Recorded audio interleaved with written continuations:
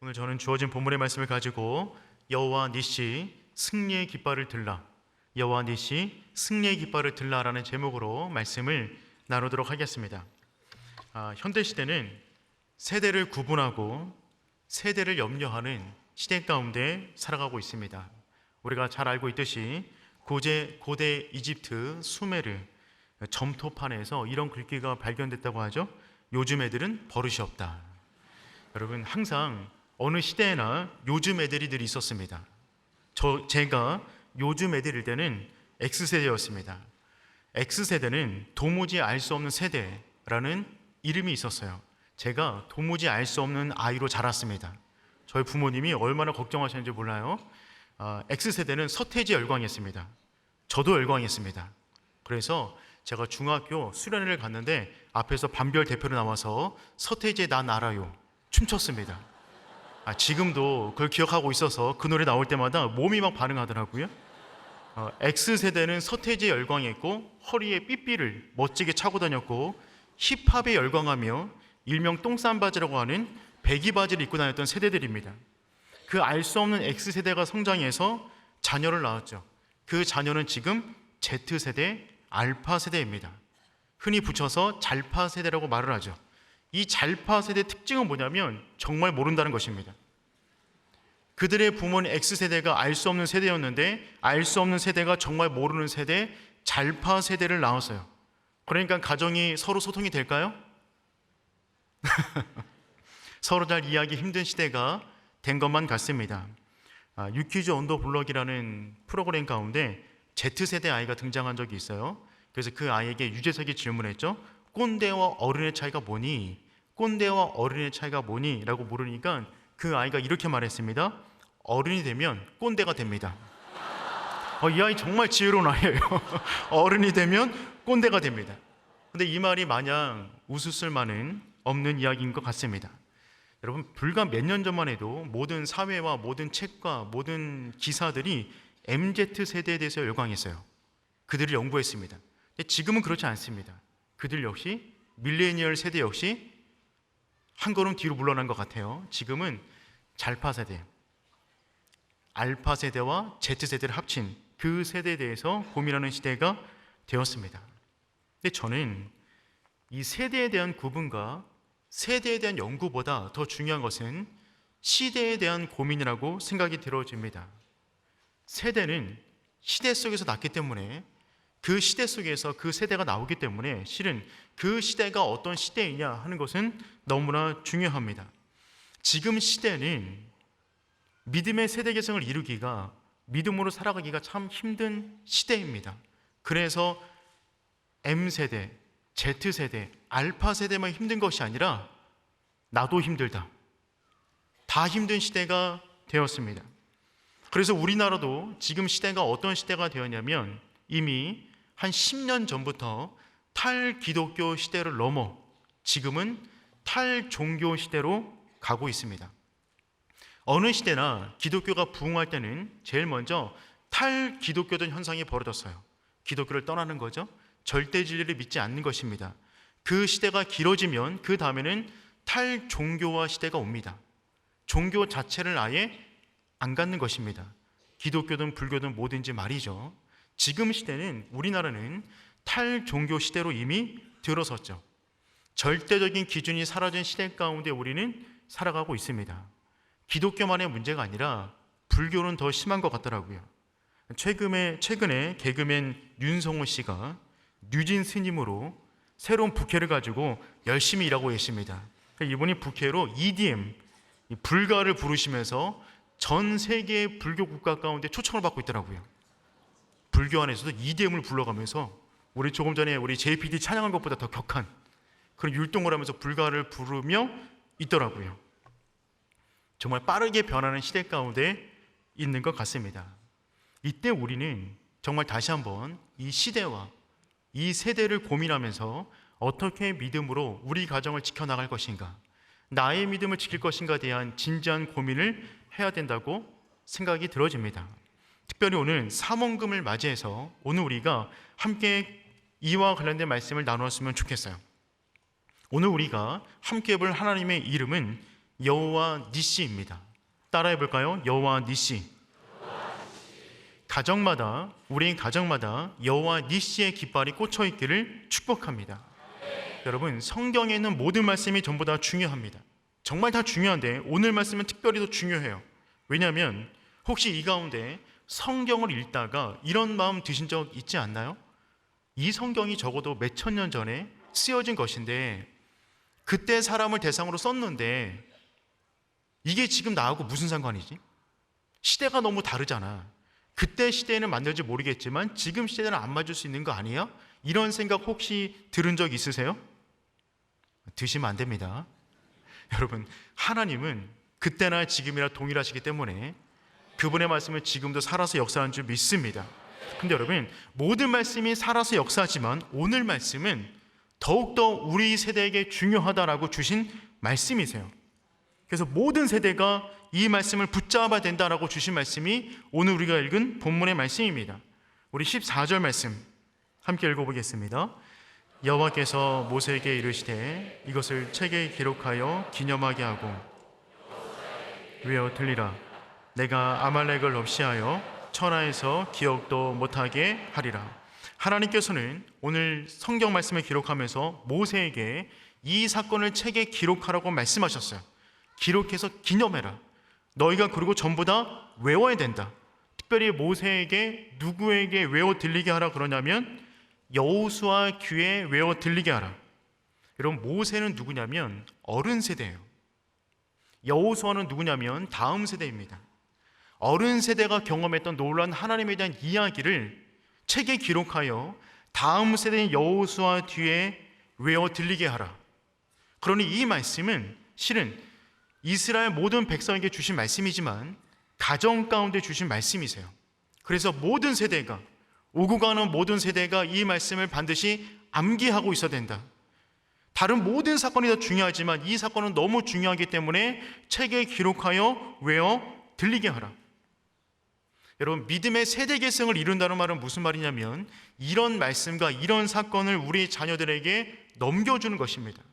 그래서 그 하나님이 너희 하나님이다 라는 그 믿음을 넘겨주는 것이 믿음의 세대 계승을 이루는 것이죠. 그렇다면 어떤 이야기를 넘겨주기를 원하시는가 한번 살펴보겠습니다. 먼저 성경에서는 우리의 인생을 다양한 언어로 표현하고 있어요. 몇 가지만 말씀드리면 첫 번째, 인생을 안개와 같다라고 말합니다.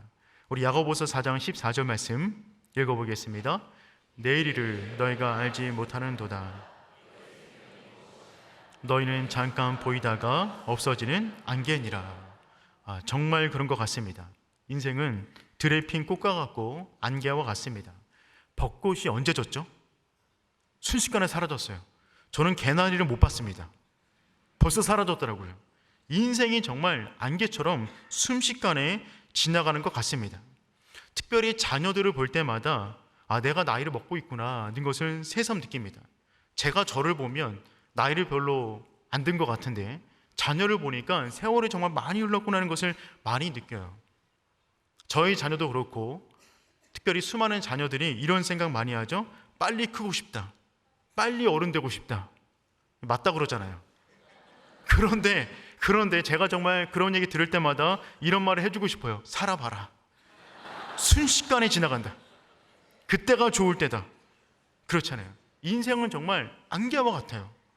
빨리 자라기를 원하지만 그 바람대로 될 겁니다.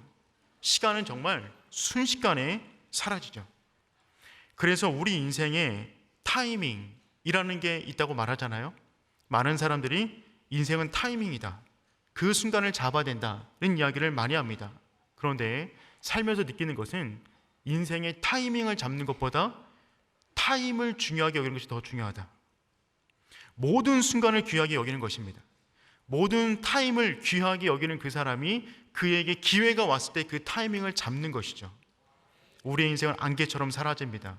특별히 우리 다음 세대가 이 말씀을 정말 마음 가운데 잘 새겼으면 좋겠어요. 두 번째, 성경은 인생을 마라톤에 비유합니다. 빌립보서 3장 14절 말씀 다음처럼 되어져 있어요. 읽겠습니다. 표태를 향하여 그리스도 예수 안에서 하나님이 위에서 부르신 부름의 상을 위하여 달려가노라. 아멘. 인생은 100m 달리기가 아니라 마라톤과 같습니다. 42.19km를 달려가는 것과 같은 모습이 우리의 인생이라는 것이죠. 마라톤을 달릴 때 중요한 것은 결승선을 통과하는 것인데, 이때 중요한 것은 속도보다 완주예요. 근데 더 중요한 것은 그 결승선으로 달려간다는 것입니다. 다른 곳으로 42.19km를 달려가는 것이 아니라 우리가 뛰어야 될 그 목적지를 향해서 달려가는 것이죠. 인생은 완주하는 것인데 그 목적지를 향한 완주예요. 그래서 빌립보서 3장 14절 말씀 가운데 표대를 향하여, 부름의 상을 위하여, 달릴 때 중요한 것은 향하여와 위하여가 분명해야 됩니다. 그게 틀어져 버리면 우리가 아무리 열심히 달려봤자 그것은 잘못된 길에서 열심히 달리는 것밖에 안 되기 때문에 그렇습니다. 그런데 성경에서 인생을 표현하는 가운데 가장 분명한 것은 무엇이냐면 인생은 전쟁이다는 것입니다. 디모데 후서 2장 3절 말씀 읽어보겠습니다. 너는 그리스도 예수의 좋은 병사로 나와 함께 고난을 받으라. 아멘. 그리스도 예수의 좋은 병사로, 우리는 군인이고 이 땅 가운데 전쟁이 있다는 것입니다. 여러분, 인생은 전쟁과 같습니다. 아니요, 전쟁 그 자체입니다. 여러분, 전 세대가 이 땅 가운데 살기 참 힘들다라고 말하는 시대 가운데 우리는 지금 살아가고 있죠. 초등학생들도 과로사 하겠다라고 말하는 시대 가운데 우리는 있어요. 2023년도 전국 초등교사 노동조합에서 설문조사한 바에 의하면 우리 초등학생들의 가장 큰 고민, 첫 번째는 무엇이냐면 학업에 관련된 것이었습니다. 37%. 2위가 뭐냐면 미래에 대한 불안이었어요. 초등학생인데 미래에 대한 불안이 두 번째였습니다. 여러분, 초등학생부터 전 국민이 미래에 대해서 고민하는 시대 가운데 우리는 살아가고 있죠. 학생들은 학교만 졸업해봐라 라고 생각하지만 학교 졸업해 보십시오. 진짜 전쟁터가 기다리고 있습니다. 취업해서 회사 들어가면 정말 지옥과 같은 삶을 살 수도 있게 되는 것이죠. 외로워서 결혼했는데 결혼하니까 괴롭습니다. 남편은 남의 편이라고 말하는데 아내는 남편이 하자는 거 전부 다 안 한다고 해서 아내라고 합니다. 부부 생활에 눈물이 마를 날이 없어요. 자녀를 낳았는데 피눈물이 날 것 같습니다. 요즘 가정마다 오은영 박사님이 한 명씩 다 필요하다고 말하더라고요.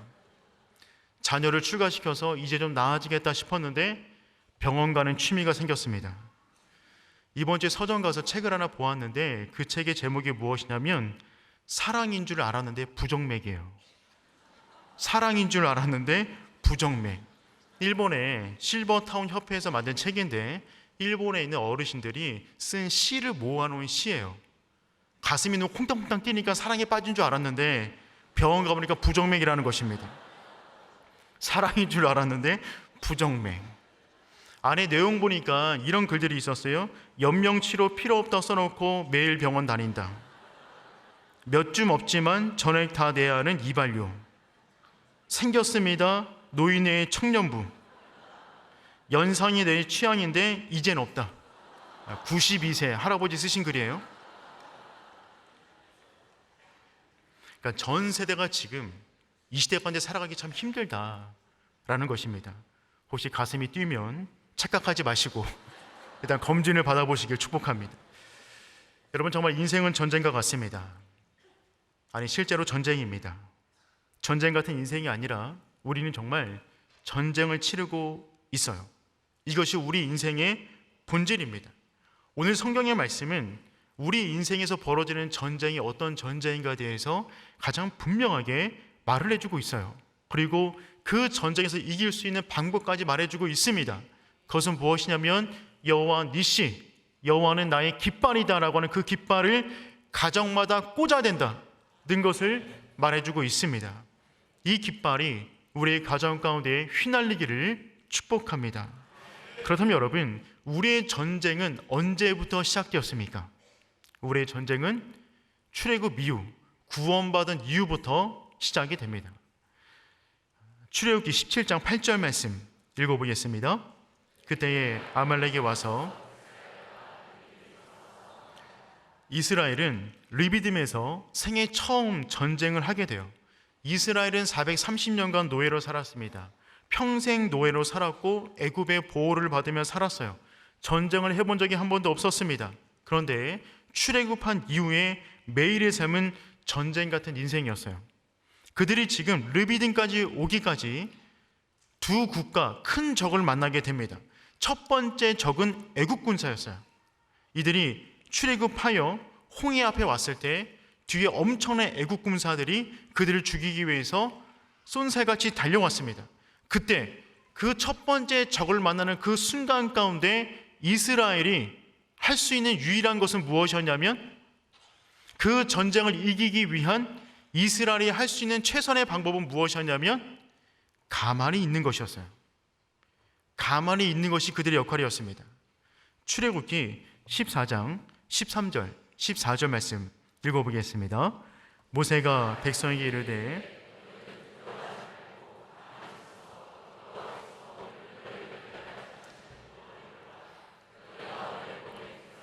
영원히 다시 보지 아니하리라. 여호와께서 너희를 위하여 싸우시리니 너희는 가만히 있을지는. 아멘. 여러분, 출애굽할 때 그들이 만났던 그 전쟁, 애국과의 전쟁을 위해서 이스라엘이 할 것은 아무것도 없었습니다. 그저 가만히 있는 것뿐이었어요.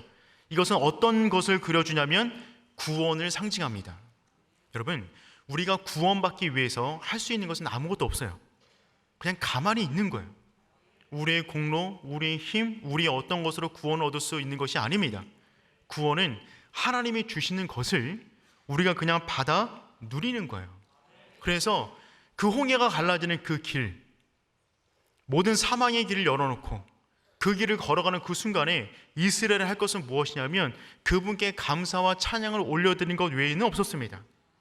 여러분, 첫 번째 전쟁은 구원받는 상황 가운데 벌어진 전쟁이었는데 그때는 할 것이 아무것도 없었어요. 그런데 두 번째 전쟁, 이것은 아말렉과의 전쟁인데 이때는 목숨을 걸고 싸워야 됩니다. 구원 이후 우리 가운데 벌어지는 모든 전쟁은 우리가 목숨을 다하여 사력을 다해서 벌어지는 전쟁이라는 것입니다. 애국과의 전쟁에서는 뽑을 칼도 없었어요. 하지만 아말렉과 전쟁에서는 칼이 없어도 나가서 주먹으로라도 싸워야 되는 것입니다. 그게 우리의 삶이에요. 여러분, 영적인 모든 전쟁은요, 구원받은 사람이 치르는 것입니다. 구원받지 않은 사람들은요, 영적 전쟁을 치를 것이 없어요. 애국 가운데 있거든요. 애국과 싸울 일이 없어요. 하지만 구원받은 사람들은 광야로 들어선과 동시에 수많은 적들을 맞이하게 됩니다. 그 적들의 목적은 무엇이냐면 하나님께서 우리에게 허락하신 그 땅, 그 사명의 자리로 가지 못하게 막는 것이죠. 그러니 우리는 명심해야 돼요. 우리는 지금 어떤 순간에 있다고요? 전쟁 중에 있어요. 이걸 기억하셔야 돼요. 우린 지금 전쟁 중에 있다. 그렇다면 여러분, 구체적으로 그 전쟁은 언제 시작될까요? 그 전쟁은요, 여러분, 하나님에 대한 믿음의 의심이 갈 때 시작이 됩니다. 우리 삶의 모든 영역에, 모든 공간에 사단은 영적인 전쟁을 벌일 수가 있다는 것입니다. 그런데 어느 영역에서 전쟁이 시작되냐면, 어느 영역에서 전쟁이 일어나냐면 하나님에 대한 믿음이 흔들릴 때 일어나요. 우리 8절 말씀 다시 한번 읽어보겠습니다. 그때에 아말렉이 와서 이스라엘과 르비딤에서 싸우니라. 그때에 아말렉이 쳐들어왔어요. 그때는 언제일까요? 그때는 바로 앞에 있는 7절을 말합니다. 우리 7절 말씀 읽어보겠습니다. 그가 그곳 이름을 마사 또는 무리바라 불렀으니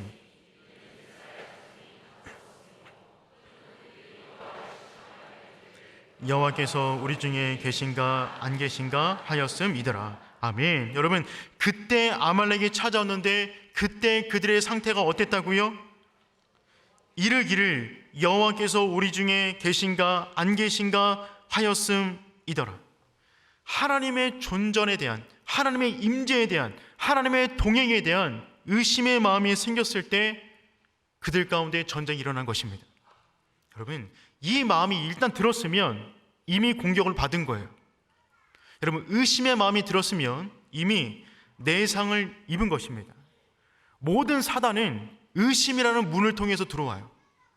의심은 사단에게 길을 깔아놓는 것입니다. 내 영혼에, 내 삶의 영역 가운데 사단이 들어오도록 길을 깔아놓고 문을 여는 그 길이 뭐냐면 의심의 길이에요.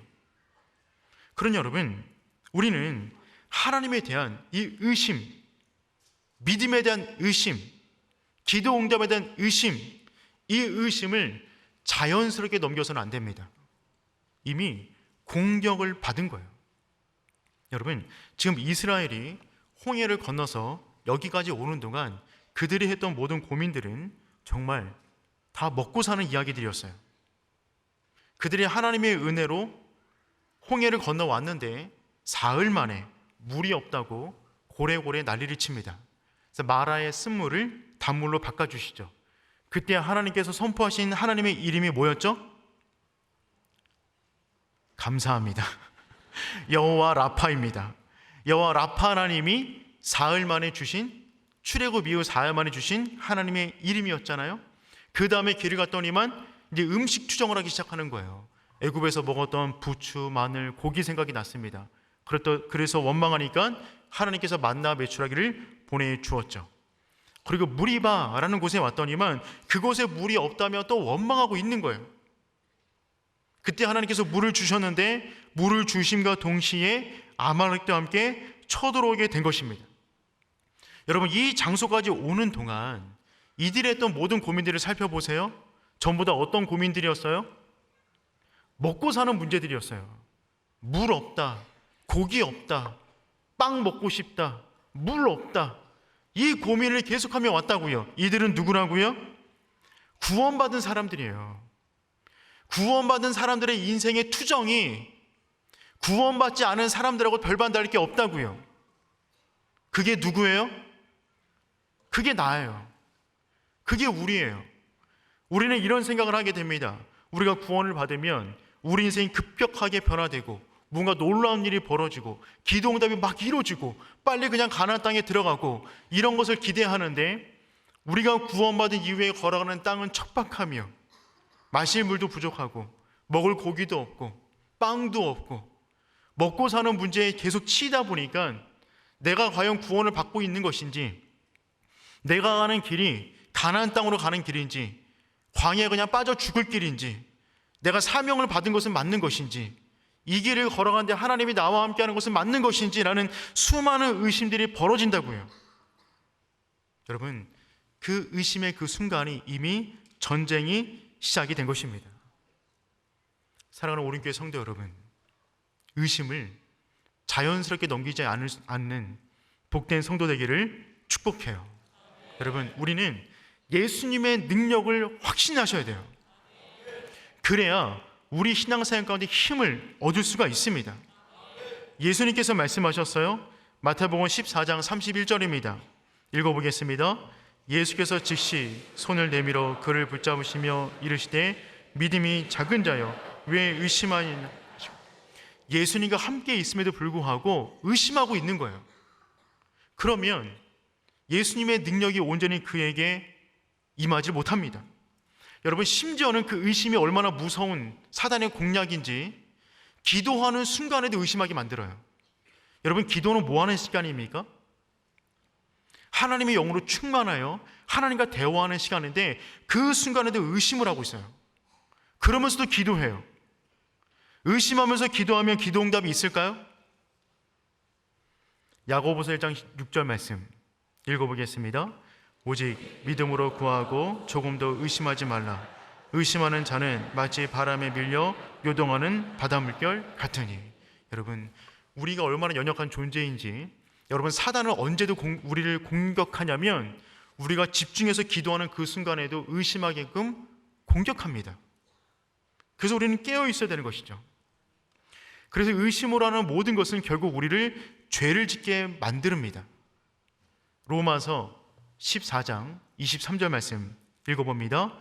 의심하고 먹는 자는 정죄되었나니 이는 믿음을 따라 하지 아니하였기 때문이라. 믿음을 따라 하지 아니하는 것은 다 죄니라.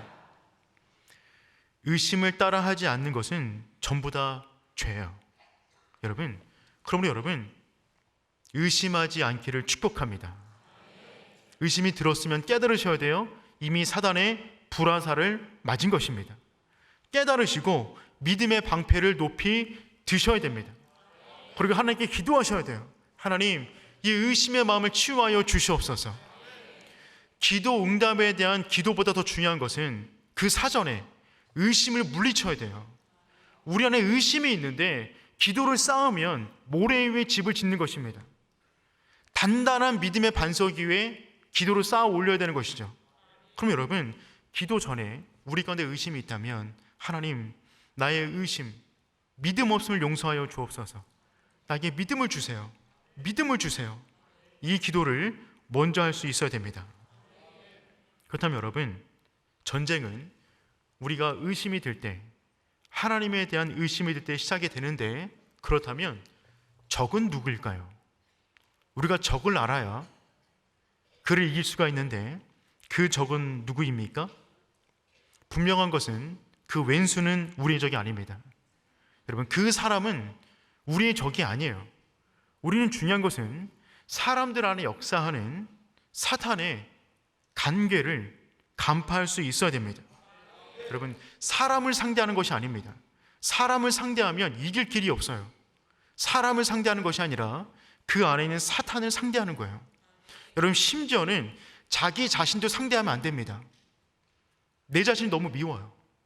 뭐 이런 게 다 있나? 의지도 형편없고 사는 것도 정말 지긋지긋하고. 여러분, 나를 대하는 것이 아닙니다. 내 안에 역사하는 사단의 계계를 볼 수 있어야 되는 것이죠. 여러분, 그래서 성경은 늘 뭐라고 말하냐면 우리의 씨름은 혈과 육을 상대하는 것이 아니요 통치자들과 권세들과 이 어둠의 세상 주관자들과 하늘에 있는 악의 영들을 상대합니다. 사람이 아닌 그 배후에 있는 것들과 함께 대해야 되는 것입니다. 그런데 오늘 본문에서는 그 사탄을 아말렉이라는 이름으로 표현하고 있어요. 아말렉이 성경 가운데 가장 먼저 표현된 본문의 말씀이 오늘 본문이에요. 오늘 본문에서는 처음 그 모습을 아말렉으로 보여주고 있습니다. 그리고 이후에 끊임없이 이스라엘의 삶 가운데 등장하여 괴롭히는 대상이 아말렉이라는 사람이에요. 이 아말렉 민족은요, 변장술에 능합니다. 시대에 따라, 문화에 따라, 개인에 따라, 가정에 따라, 기분 상태에 따라 그 모습을 변장하여 찾아와요. 그래서 우리 안에 믿음대로 살지 못하게 만들고 의심을 일으켜서 하나님께서 원하시는 삶을 살지 못하도록 만드는 그 총체적인 이름이 지금 아말렉이라는 이름으로 등장하고 있는 것입니다.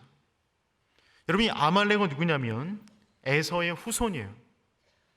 여러분, 아말렉은 이삭의 아들입니다. 또 한 명의 아들은 야곱이죠. 그러니 이스라엘 백성은 야곱의 후손이고 아말렉은 에서의 후손들이에요. 이 아말렉은 광야에서 살아갑니다. 여러분, 광야에서 살아가는 아말렉 민족이 광야에서 생존할 수 있는 유일한 방법은 무엇이냐면 광야를 지나가는 사람 것 빼앗는 것입니다.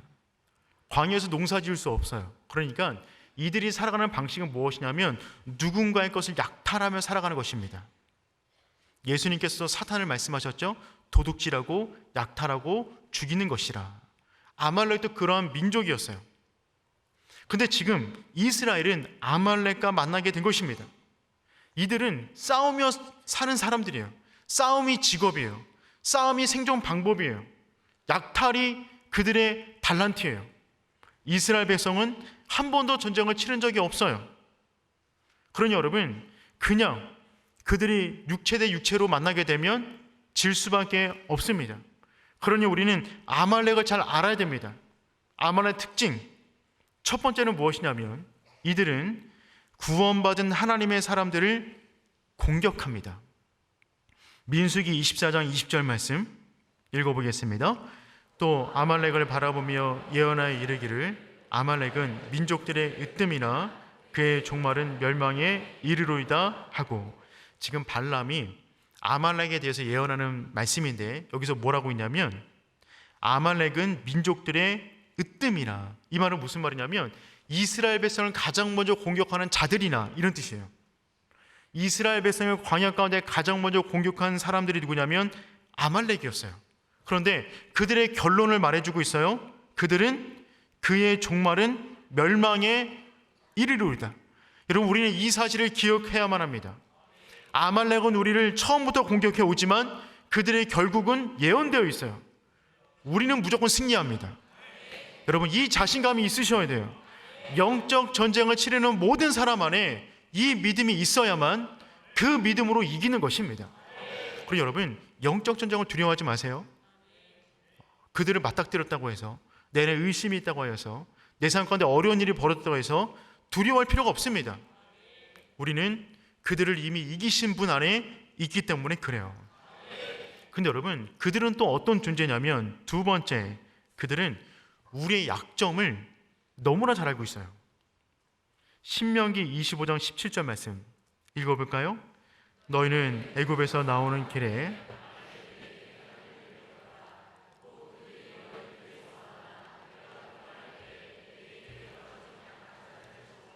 하나님을 두려워하지 아니하였느니라. 아멘. 지금 신명기 25장은 광야 끝자락에서 모세가 광야 가운데 벌어졌던 일들을 회상하며 설교하고 있는 내용인데, 그때 오늘 출애굽기 17장 말씀을 언급하고 있는 거예요.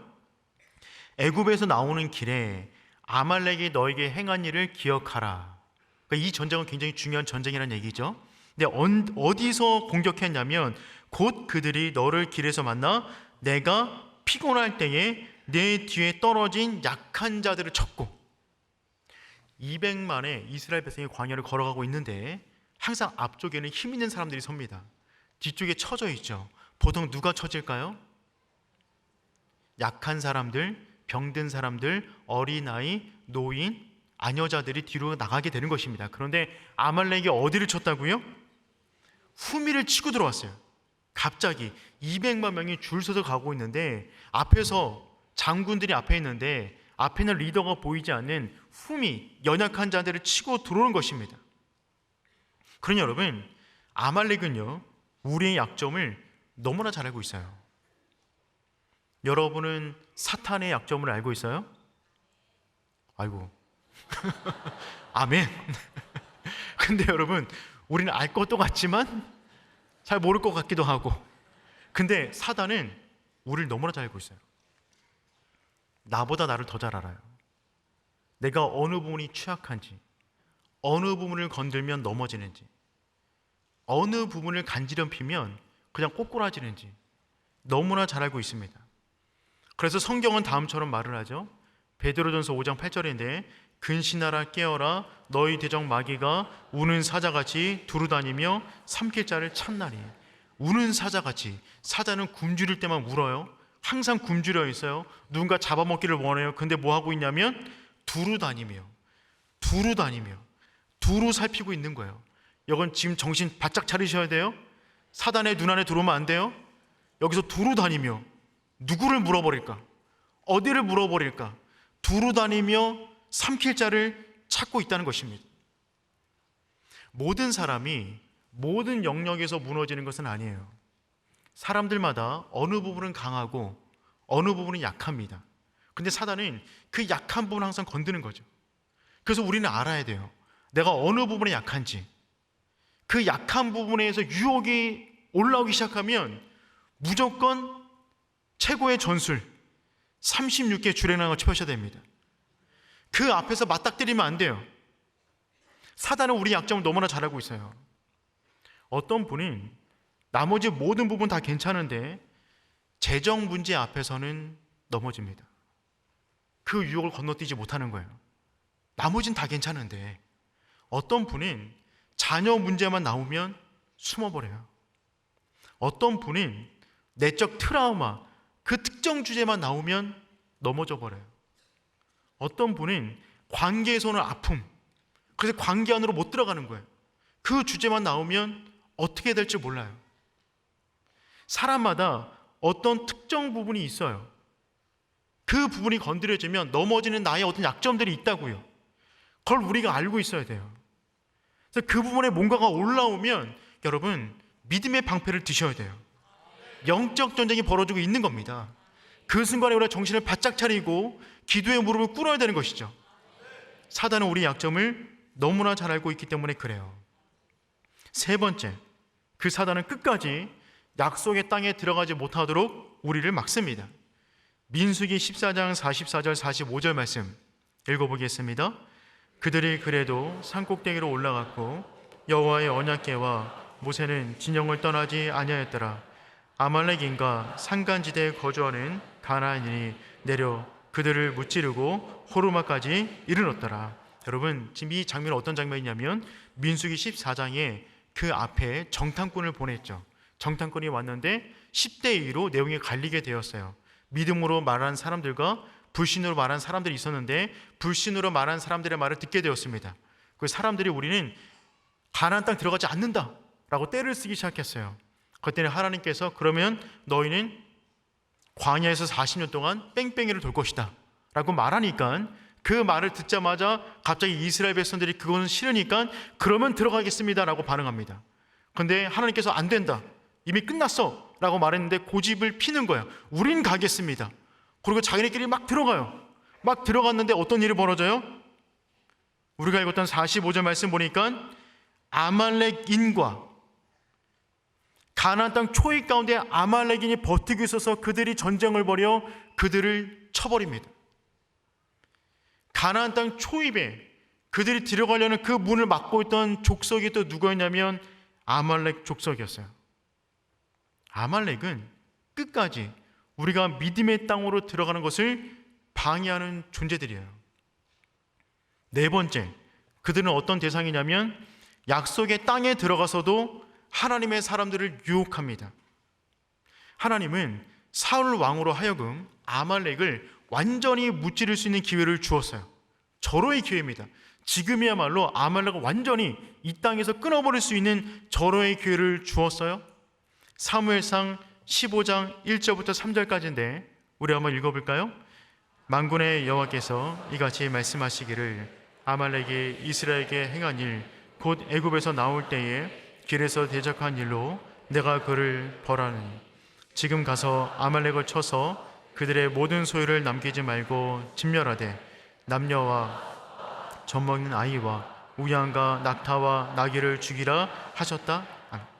여러분 지금 하나님께서 지금 사울에게 뭐라고 말하고 있냐면 아말렉이 이스라엘에게 행한 일 곧 애굽에서 나올 때에 길에서 대적한 일로 그들을 벌하노니, 그러니까 출애굽기 17장 이 사건은요 하나님 편에서 굉장히 참을 수 없는 일이었어요.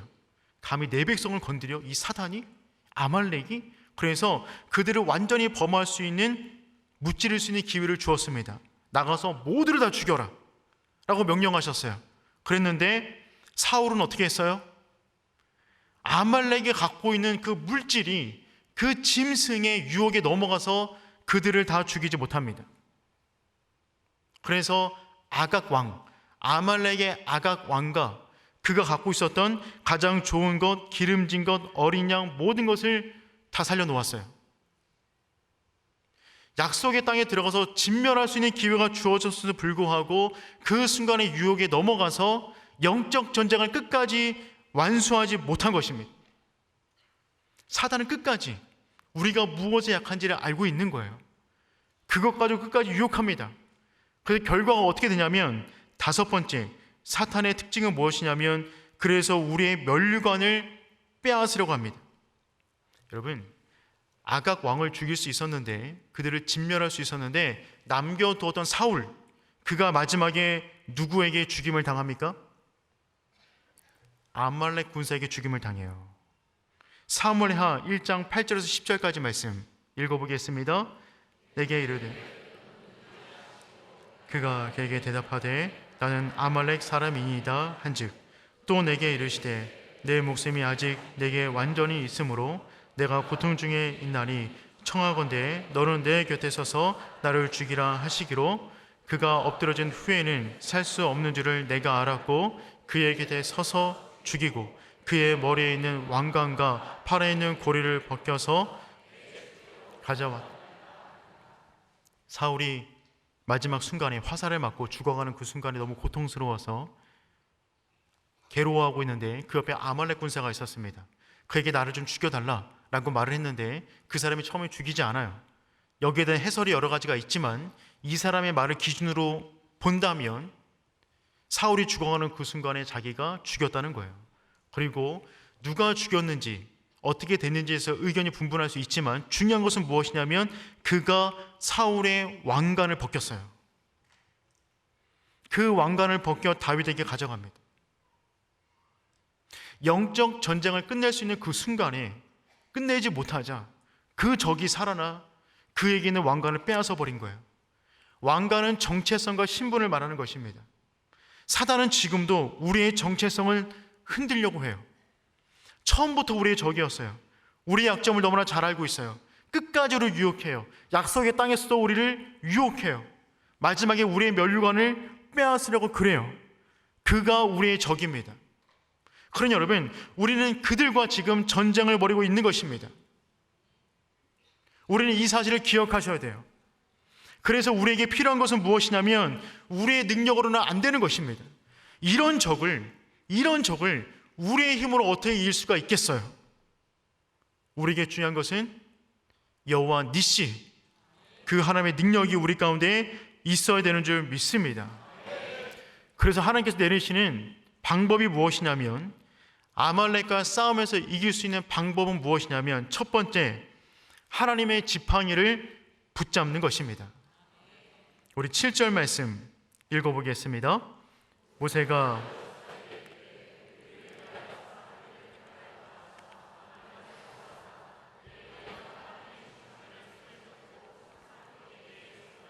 아멘. 모세는 전쟁을 눈앞에 두고 있어요. 그래서 여호수아에게 두 가지를 말합니다. 첫 번째는 무엇이냐면 사람을 택해서 전쟁에 나가라고 합니다. 이건 정말 이상한 이야기예요. 왜냐하면 이들은 전쟁을 할 줄 몰라요. 무기도 없어요. 전술도 없어요. 여호수아도 싸워본 적이 없어요. 아무것도 없고 전술도 없고 무기도 없다. 그럴 때 쓸 수 있는 방법이 무엇일까요? 쪽수로 밀어붙이는 겁니다. 인해 전술. 이들은 200만이 있거든요. 번식력이 엄청난 민족이에요. 200만이 나가서 싸우면 어떻게든 이기지 않겠습니까? 그런데 모세는 뭐라 그러냐면 다 나갈 필요 없고 사람을 선택해서 나가라 그럽니다. 근데 두 번째가 더 이상해요. 모세가 뭐라 그러냐면 자신은 내일 하나님의 지팡이를 손에 잡고 산꼭대기에 서리라 라고 말을 해요. 뭐가 이상하죠? 전혀 이상하지 않나요? 전쟁이 언제 시작됐어요? 전쟁은 이미 시작됐어요. 전쟁은 이미 시작됐는데 모세는 뭐라 그래요? 내일 가겠대요. 내일 간다고요? 산에 올라가서 뭔가를 하시려면 지금 가야죠. 왜 내일 갑니까? 지금 전쟁이 벌어졌는데 왜 내일 간다는 거죠? 출애굽기에서 쓰이는 내일은 특별한 용법이 있어요. 출애굽기 안에 나와 있는 내일은 전부 다 어떤 날이냐면 여호와의 날이에요. 즉 모세는 뭘 말하고 있냐면 이 전쟁은 우리가 싸워서 될 일이 아니야. 여호와께서 행하셔야 돼.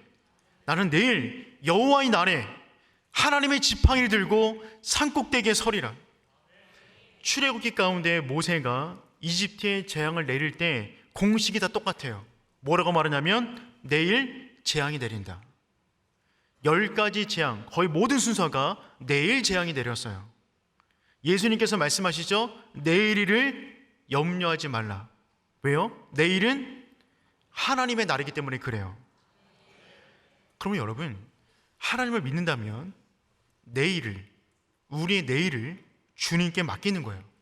지금 모세는 그런 마음으로 이 싸움을 하나님께 맡긴다는 심정으로 내일 내가 하나님의 날에 여호와의 지팡이를 들고 산꼭대기에 서리라 라고 말을 하고 있어요.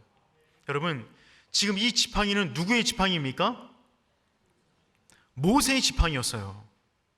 이 지팡이는 목동의 지팡이에요. 당시 목동은 최천민의 직업이었습니다.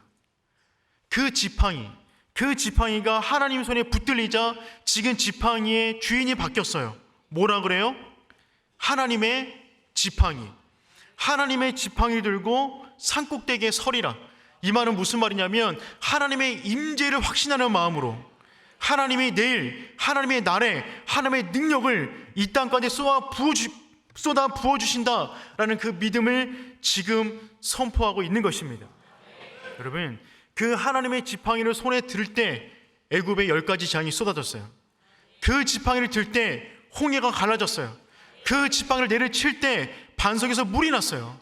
이제 그 지팡이, 하나님의 강력한 임재를 나는 믿는다는 것입니다. 영적 전쟁의 첫 출발은 무엇이냐면 하나님의 임재를 확신하는 거예요. 하나님이 나와 함께 하신다. 믿음으로 영적 전쟁이 시작되었다면 영적 전쟁을 막고 싸워서 이기는 첫 출발도 믿음을 극복하는 거예요. 그것은 무엇이냐면 여호와의 임재를 확신하는 것입니다. 하나님이 개입하는 순간 우리 인생 가운데 놀라운 변화가 일어나게 되는 줄 믿습니다. 두 번째는 거룩한 두 손을 들고 기도하는 것입니다. 11절 말씀 읽어보겠습니다. 모세가 손을 들면 이스라엘이 이기고 손을 내리면 아말렉이 이기더니. 아멘. 모세가 산에 올라가서 두 손 들고 기도하기 시작합니다. 여러분, 성경에서 두 손을 들었다는 말은 무슨 말이냐면 기도했다는 사인이에요. 그런데 두 손 드니까 갑자기 이스라엘이 이기는 거예요. 임상적으로 느낀 겁니다. 두 손 들고 기도했는데 이기는 거예요. 내리니까 지는 거예요. 이기니까 드니까 내리니까 지는 거예요. 그러니까 손을 내릴 수 있나요? 없어요. 계속해서 올리는 거죠. 제가 말씀을 준비하면서 언제까지 손을 들 수 있나, 제가 손을 들고 한번 기도해 봤거든요. 10분 지나니까 죽겠더라고요. 10분 지나니까 죽겠더라고요. 근데 모세는 얼마나 힘들었을까요? 근데 내릴 수가 없는 거예요. 그가 들면 하나님이 역사하는데 어떻게 손을 내릴 수가 있습니까? 여러분, 그 손을 들 때 어떤 일이 벌어진 것이냐면 하나님이 그 손을 붙잡고 계시는 거예요. 하나님이 그 손을 붙잡고 있으면 그 손은 누구 손이 될까요? 하나님의 손이 되는 거죠. 모세의 지팡이, 모세가 잡았는데 하나님이 모세의 지팡이를 잡으니까 모세의 지팡이의 이름이 하나님의 지팡이가 되었어요. 그가 두 손으로 기도할 때 그 손을 하나님이 잡아주시면 그것은 모세의 손이 되는 것이 아니라 하나님의 손이 되는 줄 믿습니다. 여러분, 어떤 손이든 상관없어요. 실패한 자의 손이든 피 묻은 자의 손이든 낭망한 자의 손이든 넘어진 자의 손이든 그 손을 들어 기도할 때 하나님이 그 손을 붙잡으시면 그 손 위에 하나님의 능력이 이루어지는 줄 믿습니다. 그래서 여러분, 우리는 손을 드는 거예요. 손을 든다는 것은요, 마치 스위치를 켜는 것 같아요. 집에 들어가는데 스위치를 켜요. 불이 들어와요. 스위치 내려요. 불 꺼져요. 손 들어요. 켜져요. 손을 드는 그 순간에 하나님이 그 손을 붙잡고 기도의 능력을 그 땅 가운데 베풀어 주신다는 것입니다. 그 다음에 모세가 손을 내리고 싶어도 내릴 수가 없어요. 내려지지가 않아요. 왜요? 아론과 훌이 못 내리게 해요. 붙잡고 있는 거예요. 내가 내리면 지는데 어떻게 내릴 수 있냐? 붙잡고 있는 거죠. 얼마나 감사한지 몰라요. 모세가 혼자 기도로 갔으면 큰일 났습니다. 근데 아론과 훌이 함께 해줬어요. 여러분, 모세, 아론, 훌, 이들은 전부 다 80세 이상입니다. 모세는 이때 적어도 80이에요. 아론은 모세보다 나이가 많아요. 형이에요.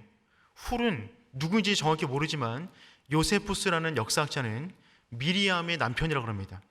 미리암은 모세의 누이거든요. 그러니까 이 세 명은 적어도 다 80세 이상이에요. 지금 어른 세대, 조부모 세대들이에요.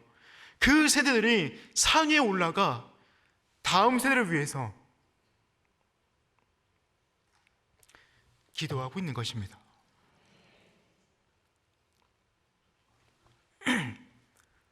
제가 가끔 이럴 때가 있는데 죄송합니다. 근데 여러분, 두 손들어 기도할 때, 기도의 동력자가 있을 때 그 가운데 놀라운 역사가 이루어지는 것이죠. 여러분, 기도의 자리는 그래서 여러분 죽기 살기로 하는 것입니다. 여러분, 이 현장은 전쟁이 이루어지는 곳이에요. 그래서 여러분, 기도의 방을 영어로 뭐라 그러냐면 워룸이라 그래요. 워룸, 기도의 방. 여러분, 전쟁은 어디서 하는 것이냐면 기도의 방에서 하는 것입니다. 그 방에서 기도할 때 그 기도의 역사가 우리 현장 가운데 나타나게 되는 것이죠. 저는 오륜교회 모든 성도님들이, 온 가족들이 함께 두 손 들어 기도했으면 좋겠어요. 특별히 사문건으로 모였는데 모세, 아론, 훌, 만약에 요세푸스의 증언이 맞다 그러면 이 세 명은 다 가족입니다. 근데 더 아름다운 건 뭐냐면 가장들이에요. 그 집안의 가장들이에요. 그 집안의 가장이 산꼭대기에서 그들의 자녀 세대를 바라보며 함께 손잡고 기도하고 있는 거예요. 그 손이 얼마나 아름다운 손입니까? 디모데전서 2장 8절은 다음과 같은 말씀이 있어요. 각처에서 남자들이 분노와 다툼 없이 거룩한 손을 들어 기도하기를 원하노라. 거룩한 손을 들어 기도하기를 원하노라.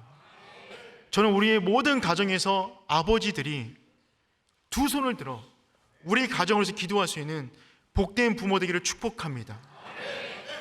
그곳에서 기도할 때 하나님이 그 손을 붙잡아 주시고 우리 가정을 향한 하나님의 놀라운 은혜를 베풀어 주실 것을 기대합니다. 그때 우리 삶 가운데 놀라운 일이 벌어지는 거예요. 그때 제단을 쌓은 다음에 그 제단의 이름을 여호와 니시라고 짓습니다. 여호와 니시는 여호와의 깃발이라는 뜻이에요. 여호와의 깃발. 그 깃발을 우리 가정 가운데 꽂는 것입니다. 16절 말씀 다음처럼 되어 있어요. 이르되 여호와께서 맹세하시기를 여호와가 아말렉과 더불어 대대로 싸우리라 하셨다 하였더라. 아멘. 아말렉과 더불어 대대로 싸우리라. 대대로는 세대를 거듭하여, 제너레이션 투 제너레이션이에요. 세대를 거듭하여 내가 싸우겠다. 그 깃발에 꽂혀있는 그 가정마다 내가 역사하겠다. 그 깃발을 보고 아말렉을 치겠다. 그 약속을 주시는 것입니다. 그 가정이 우리 가정 되기를 축복합니다.